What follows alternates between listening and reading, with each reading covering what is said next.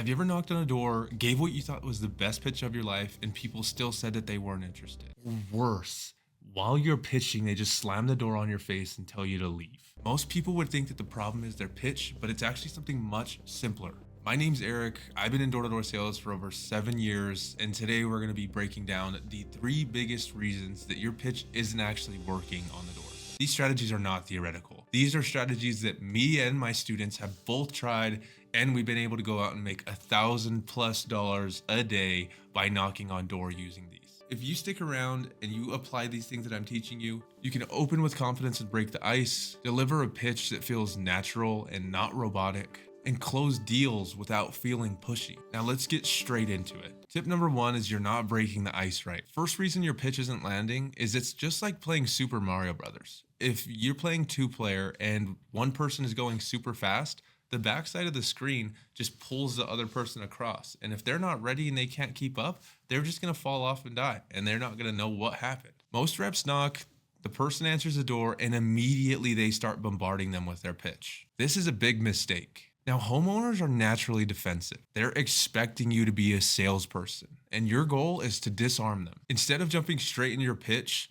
do something a little different than every other door-to-door salesman does. Some people will stand super far away from the door and turn their back to the door so the person has to say, hey, hello? Hello. I personally like to just start a conversation on something random that I see in their yard. This immediately makes the conversation feel more human. They'll smile, they'll relax, and more importantly, they'll basically lower their guard so that you can continue pitching them. If you can get them talking, it basically just makes them forget about whatever they were just doing inside of their house. Now, tip number 2. Let's say you broke the ice and now they're giving you a chance to actually speak with them. The next biggest mistake that I see is word vomiting. Most of you guys literally just throw out every single thing that you know about the product at the person and just hope that they buy. And the honest reality of it is they don't even understand what you're trying to say. You're going through so much in such a short period of time that it doesn't make sense. Now imagine this. You knock on a door, knock, knock, knock. They open it. As it's opening, hey sir, how are you? Have you seen this on the street at all? We're just helping a couple of the neighbors, yada, yada, yada, yada, yada. Dude, straight over their head. Instead, let's focus on simplicity and slowing it down.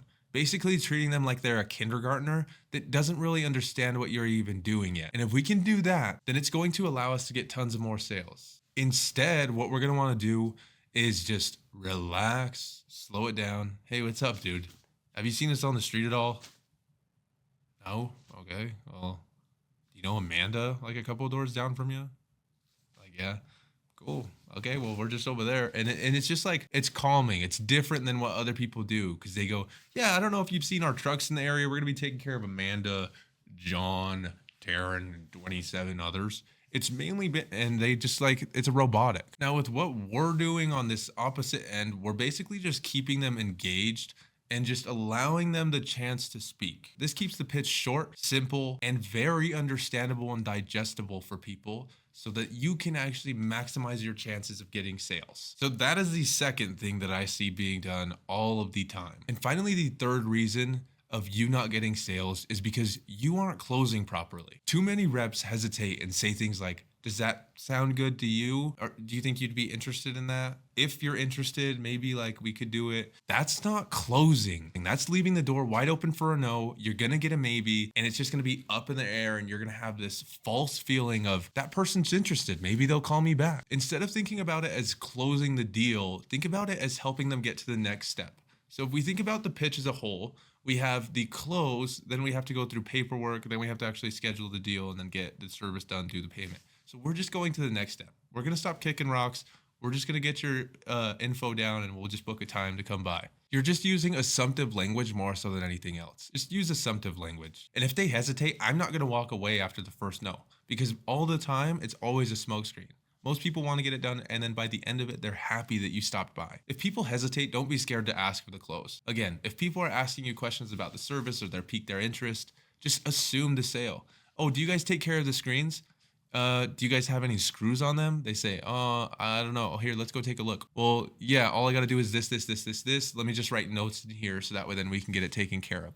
What was your last name, Sally? You don't keep talking about the service. You sit there and you go through all that stuff and you just book the deal in. So the key takeaways of this are make sure that you're ice breaking. Don't be robotic in your pitch and word vomit all over people. And the third thing is start closing. just assume the sale. If you want more in-depth coaching or you want to work on a sales team and actually build your skills, feel free to book a call down below or just message me on Instagram or Twitter.